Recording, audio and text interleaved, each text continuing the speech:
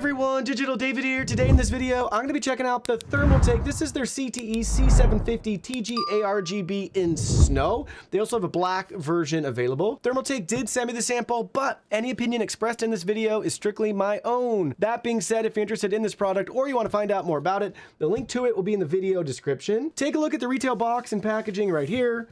We have our full specs on the side. This is a full tower case, showing you all the compatibility for your build. Mini ITX, micro ATX, ATX, and E-ATX support for motherboards. Here's a look at the other side,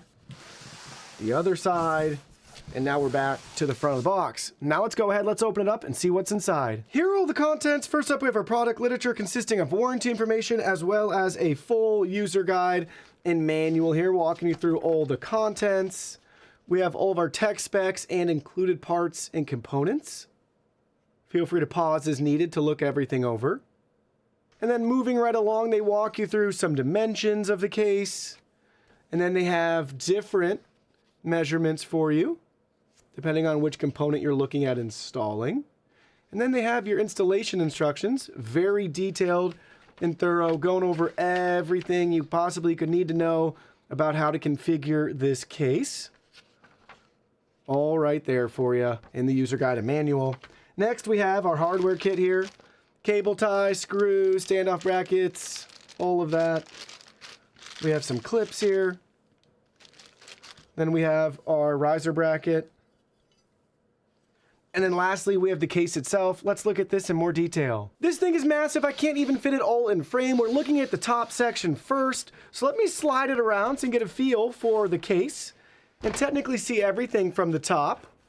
And then we got to slide it this way. I mean, look at this thing is massive.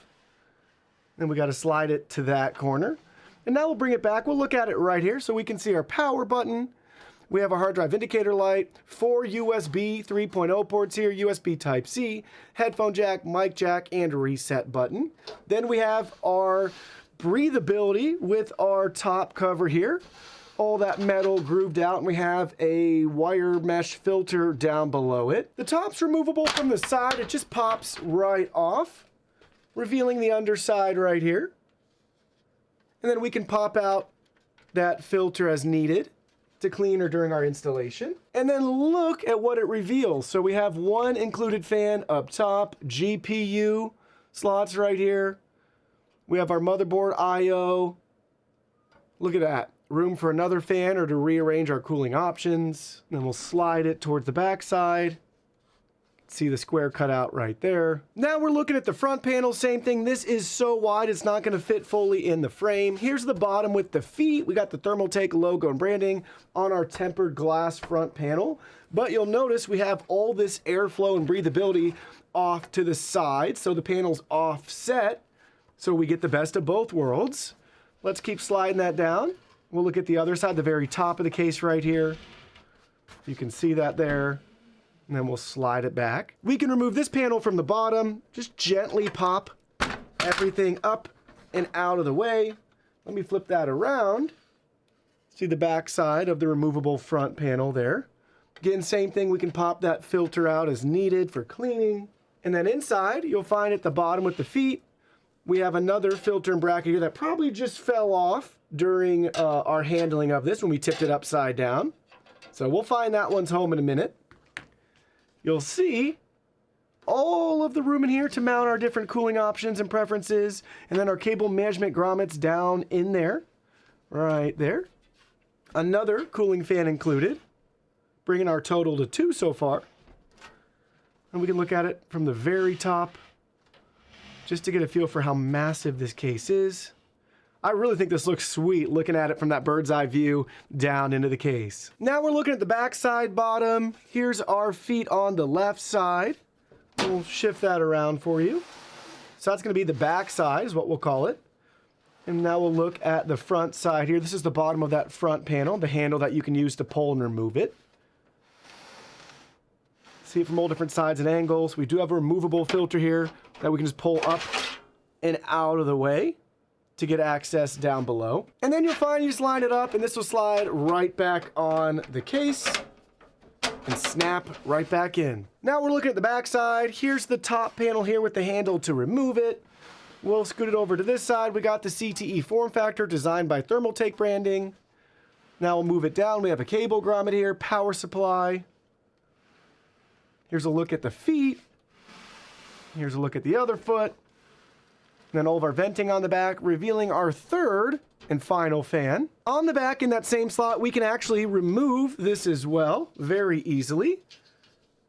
And here's a look at the back side with our filter that's also removable. And there's the pre-installed fan. And a lot of room for additional cooling down below. Now we're looking at the back side. Here is the bottom with the feet to get a feel for the height of this case off the ground.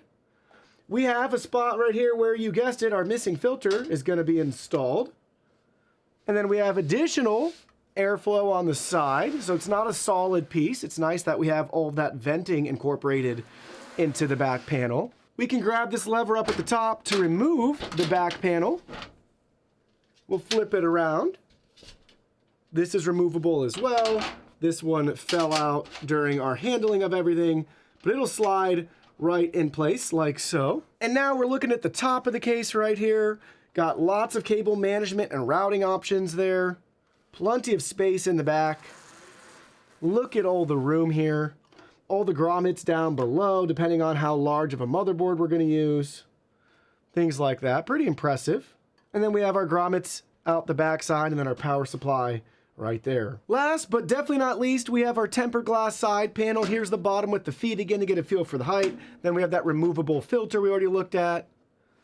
Take a look at the white bezels along the tempered glass panel. Here's a look up at the top of the case. On the side right here, we can pop this out just like the back side to remove the tempered glass. Up at the top, you'll see our cooling fan there. You actually have both on the side as well, so you can see all the 3 included fans. GPU mount with all of our expansion slots here. Motherboard with the I/O facing up to the top. Standoff brackets already installed. Cable grommets here, here, and here all over for us. All the mounting on the back side. There's those grommets down below. Let's tip that up, get a better feel for the bottom. And now we'll tip it up so you can see from the top. This is a pretty massive case with a really unique design. Now let's go ahead and get our PC built. All right, so we have our PC built. Now let's check it out up close. All right, front and center, you'll notice all of our parts and components here. Let's go over them in more detail. So we have Cooler Master AIO, MSI Godlike motherboard with our Intel 11600K CPU. Look at this board, it is awesome. We even have a little built-in system display right there. We have a Gigabyte RTX 4070 Super for our GPU. Some Lexar RAM. Let's take a look at all the different cables and connections here, how we have everything routed. Double USB 3.0.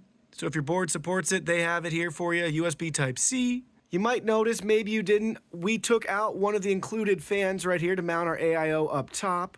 We could easily add it on one of the sides if we want it bottom, you get the idea. But we actually took one out. There are 3 included. Use as needed, but I like that we can mount this up at the top right there. So we have 2 air intakes and 2 fans blowing out through our radiator. Now with the lights off, we can appreciate the RGB on the front from the included fans. Really nice, bright, soft, diffuse light. Matches our Cooler Master fans just fine, no issues there. The white case helps just to really reflect all the light and give it a nice glow. And look at how cool it looks on that front panel through the tempered glass. It's really neat. Back looks on point as well too. Take a look at that. Really nice. Speaking of the back, I thought we'd look at some of the options we have here for cable routing. We have our HDMI and our keyboard and mouse routed up and through the case there. And we have our power supply. And here's a look at the back side to get a better feel for everything you have and what you have to work with. We have an 850 watt Thermaltake power supply. Take a look at how we have our cables organized. Basically, on both sides and the top right there, just following what was already laid out for us with how they packaged it. A lot of room on the back, though, if you want to add some drives. You got plenty of space. Now let's talk about the performance of this case. So with our particular build, just know your results will vary depending on the parts and components that you use. Obviously, if you configure your case and PC just like we have here, you should expect similar results. Hopefully you're seeing even better results than what we have here. But basically, with all the panels on and the PC at an idle, we're showing CPU temps at around 24 degrees Celsius and GPU temps at around 28 degrees Celsius. Now let's go ahead, let's fire this thing up, stress it out, and see how hot it gets. All right, we're getting close to the 10-minute mark with everything running at 100% and really generating a good amount of heat. I can feel it coming out the top of the case. We've peaked CPU temp wise right around 88 degrees Celsius. GPU wise, we're peaking right at around that 66 degrees Celsius range. So right in there, max CPU, max GPU, well within respectable values. The CPU value, that's going to be more so on the AIO versus anything case related, but it's great to see with the GPU, it's staying nice and cool even at that 99% utilization. All right, now the moment you've all been waiting for. Let's look at our airflow test here, just using the smoke as a visualizer to see how the air will pass through this case. First, we're going to start right there at the top with our fan. That's bringing air in.